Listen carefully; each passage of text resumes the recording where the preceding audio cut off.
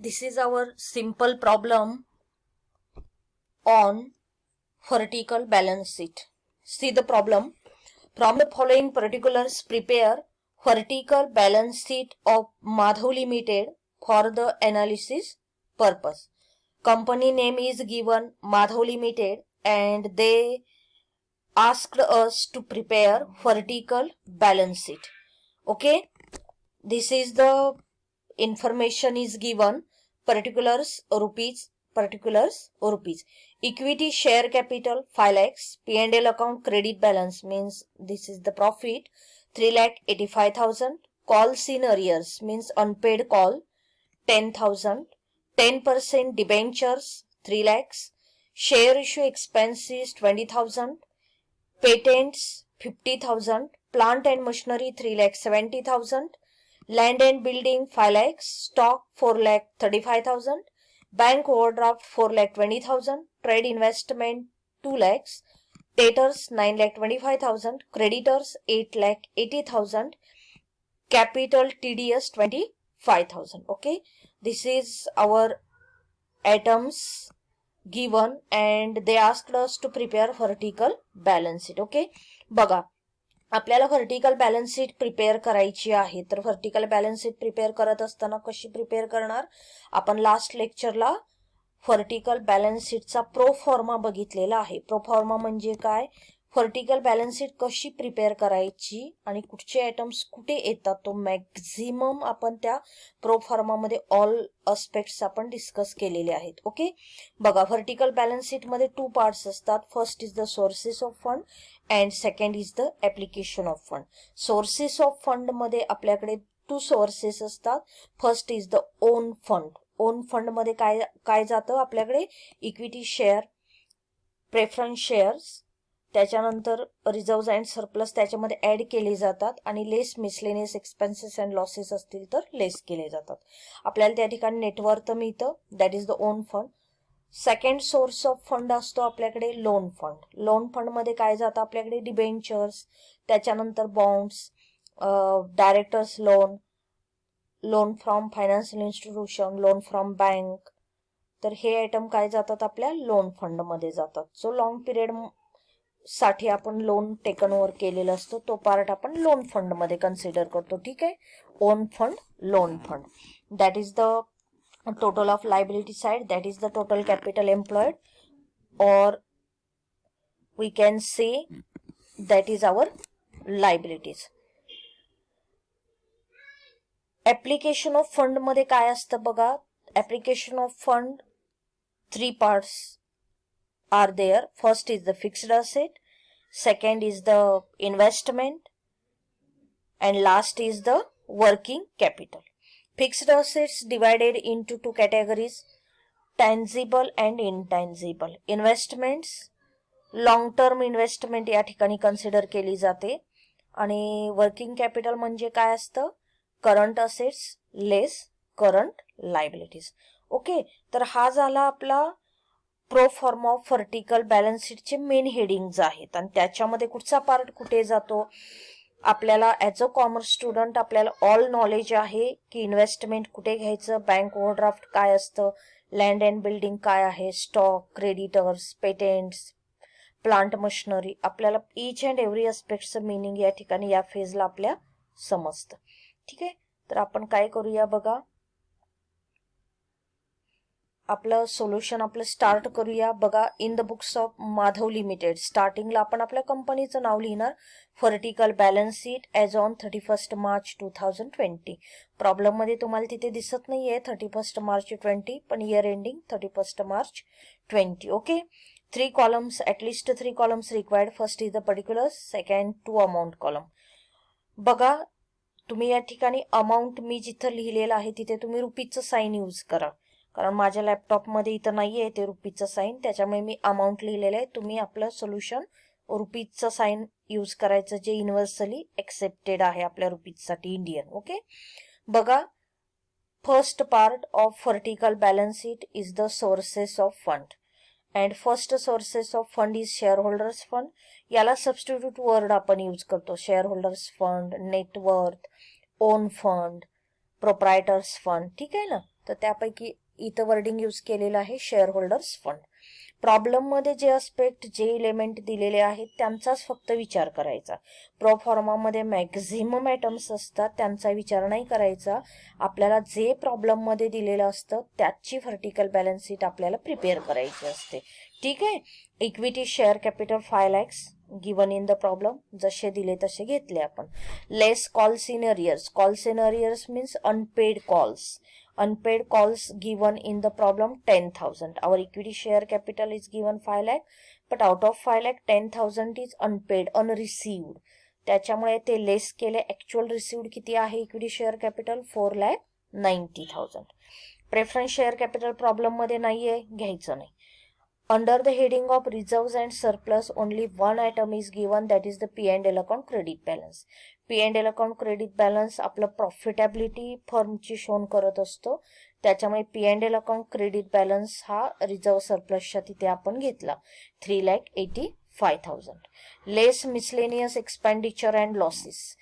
Under the heading of miscellaneous expenditure and losses, one item is given, that is the share issue expenses 20,000. Okay. काय केलं बघा, share under the heading of share holders fund, equity share capital less calls in arrears, actual share capital received is 4,90,000. Under the headings of reserves and surplus P&L account credit balance is given 3,85,000. Other कुठल्याही प्रकारचे reserves दिलेले नाहीयेत, घ्यायचे नाहीयेत. Under the heading of miscellaneous expenses expenditures and losses, otherwise we can say miscellaneous expenses and losses, share issue expenses is given 20,000. इथंही आदर काही दिलेलं नाहीये. बघा, ऍडलेस केल्यानंतर आपला ओन फंड किती राहतो? Share holders fund 8,55,000. Second sources of fund is the loan fund. आणि लोन फंड मध्ये ऑलवेज आपल्या माइंड मध्ये ठेवायचं 10% डिबेंचर्स. या प्रॉब्लेम मध्ये दिलेलं आहे त्यांनी 10% debenture 3 lakhs.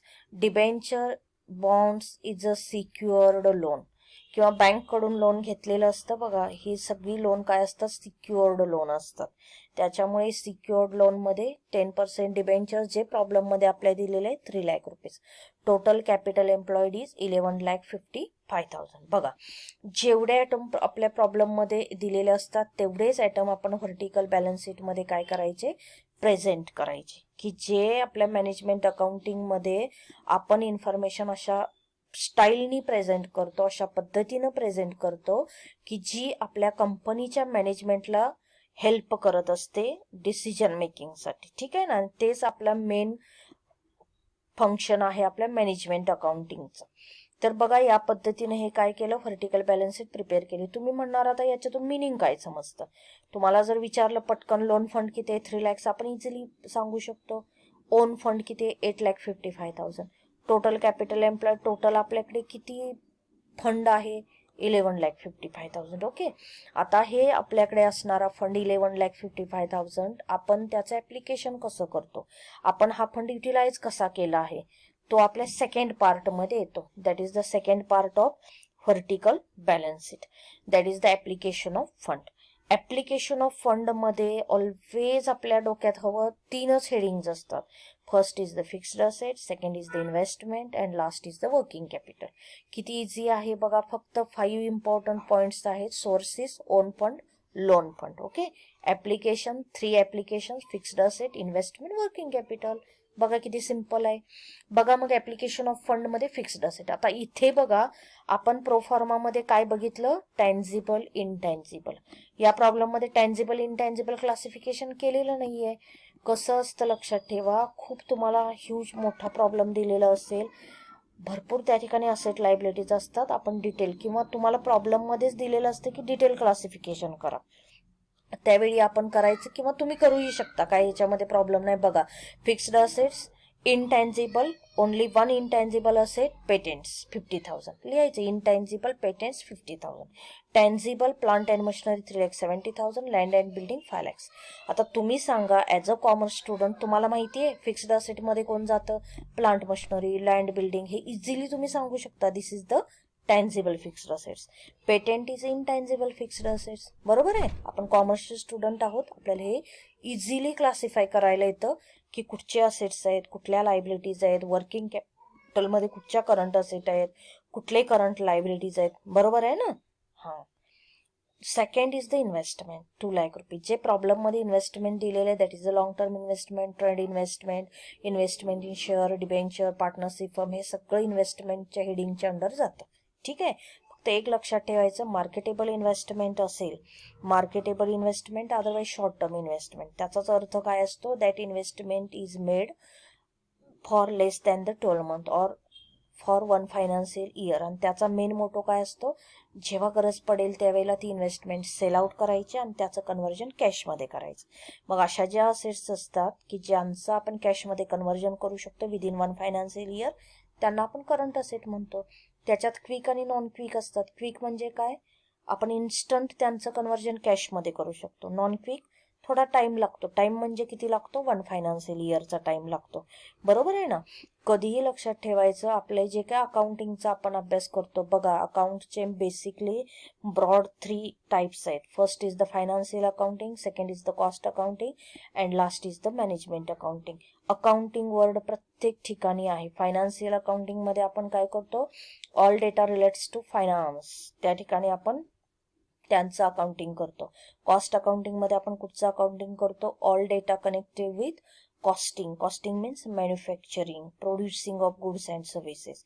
And last is the management accounting means with the help of financial and cost accounting we analyse, we interpret the financial statements.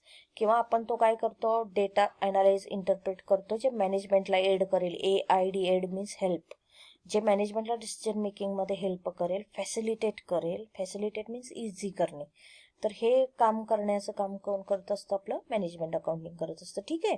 तर बघा, working, WORKING, working capital. Working capital म्हणजे काय असतं, this is the capital which is required for smooth running of the business किंवा for day to day requirement of the company. This capital is required. ज्या काय day to day requirements असतात, ज्या day to day needs असतात आपल्या कंपनीच्या, त्या fulfil करण्याचं काम वर्किंग कॅपिटल करत असतं. ठीक आहे. First is the current assets. Current assets means those asset converted into cash within 1 financial year, that is our current assets. And in this particular problem only 2 current assets are given, debtors 9,25,000, stock 4,35,000. Our total current assets is 13,60,000. Second aspect is the less current liabilities. आता हा liabilities ज्या दिसतात तुमच्या problem मध्ये बघा, हा तुमचा काय आहे, लायबिलिटीजचा पार्ट असतो. ऍक्च्युली हा लायबिलिटी साईडला यायला हवा असं तुम्हाला वाटत असेल, पण आपल्या फॉर्मॅटमध्येच करंट असेटमधून करंट लायबिलिटीज लेस केल्या जातात. त्याच्यामुळे जो लायबिलिटी साईडचा करंट लायबिलिटीचा जो पार्ट आहे तो आपला इथे येतो. Okay. Current liabilities, creditors 8,80,000, bank overdraft 4,20,000 and capital TDS tax deducted at sources. Okay. तर हा आहे 25,000 आणि टोटल आपले काय आले, total current liabilities 13,25,000. Total current asset 13,60,000 and total current liabilities 13,25,000. आणि आपलं वर्किंग कॅपिटल किती राहतं, इथं बघा नेक्स्ट लाईन, मला इथं स्पेस नसल्यामुळे मी नाही लिहिलेलं, तुम्ही इथं कम्प्लीट करायचं. वर्किंग कॅपिटल 35,000 कशातून काय लेस करायचं बघा, टोटल ऑफ करंट असेल 13,60,000 less current liabilities 13,25,000. 35,000 is our working capital. बघा, we have 11,55,000 fund and that we employed in fixed asset 9,20,000, in investment 2 lakh and in working capital 35,000. total capital employed 11,55,000. आणि आपल्याला सगळ्यांना माहिती आहे बॅलन्स शीट ही always tally होते, ती vertical असू दे किंवा हॉरिझॉन्टल असू दे. बरोबर ना. Total sources is equal to total application, that is capital employed. इथं वर्डिंग तसं वापरलं जातं किंवा आपण त्याला टोटल पण लिहितो. ठीक आहे ना. तर या पद्धतीनं काय करायचं, व्हर्टिकल बॅलन्स शीटचा प्रॉब्लेम सॉल्व्ह करायचा. हा खूप सिम्पल प्रॉब्लेम घेतलेला आहे. पुढे PDF नोट्स आणि अजून आपण एक्झाम्पल्स बघायचे आहेत. आपण काय करूया, एक पार्ट कम्प्लीट करून घेऊया, नंतर एक कॉम्प्रिहेन्सिव्ह काय करूया, प्रॉब्लेम सॉल्व्ह करूया. ठीक आहे. तर अभ्यास करा आणि काय डाऊट असतील तर काय करूया, आपण सॉल्व्ह करूया. आणि पूर्ण एक लक्षात ठेवायचं, आपल्याला अकाउंट परफेक्ट यायचं असेल तर आपल्याला पहिलं बेसिक आलं पाहिजे.